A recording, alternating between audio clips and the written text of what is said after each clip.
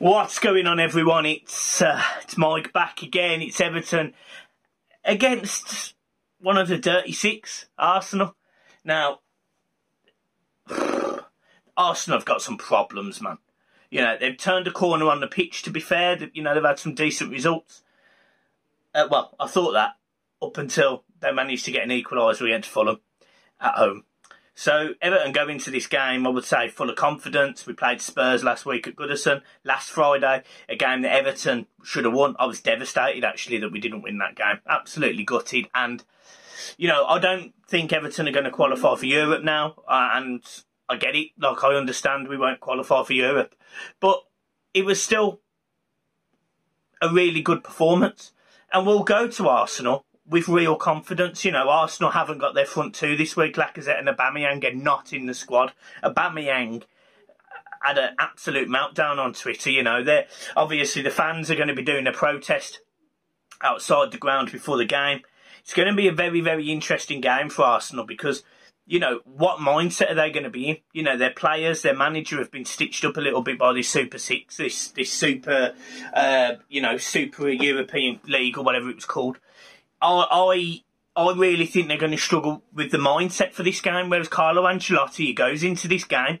Everton will be full of pride because of their performance on Friday, full of pride because of their statement that they made yesterday, which was absolutely amazing, by the way. It was absolutely phenomenal. So, Everton will be confident. Everton will go there, will play football, will press from the front, will press in midfield, will probably use their wing-backs to get forward and in behind their fullbacks and try and deliver the ball into Calvert-Lewin, who's back in for this game. You know, have you heard Carlo's press conference? He's targeted 5 wins out of 7 for Everton to get Europe. Now, I actually think we'd need more points than that when you look at the gap between the sides that are now sitting in 6th onwards. I think Everton probably need a few more points than that. I actually think probably Everton... I actually said when we had 11 games left, Everton needed 7 wins.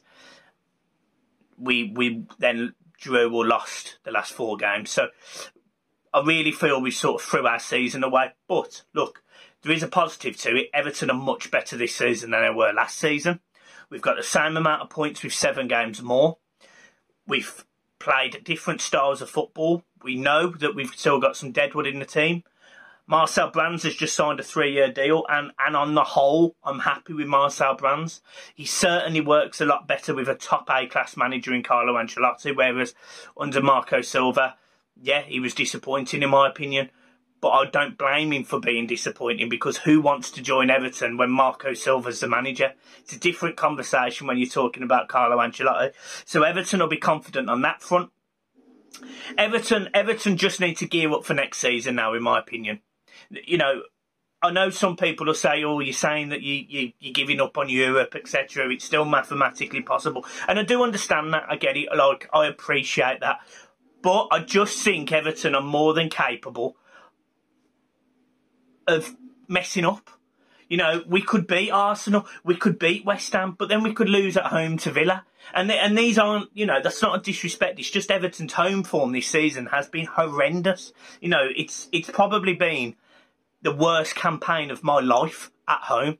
You know, I was born in 1992. I started really being involved in football from about 2000, 2001 onwards. And I can't think of a worse home season. So I'm sure there is one. And if there is, tell me. But at the minute, I can't think of one. So what I need is really Everton to just take the last 7 games by the scruff of the neck and go and deliver. Go and deliver. My team, Jordan Pickford in goal, Luca Dean, Ben Godfrey, Yuri Mina, and Coleman as right back.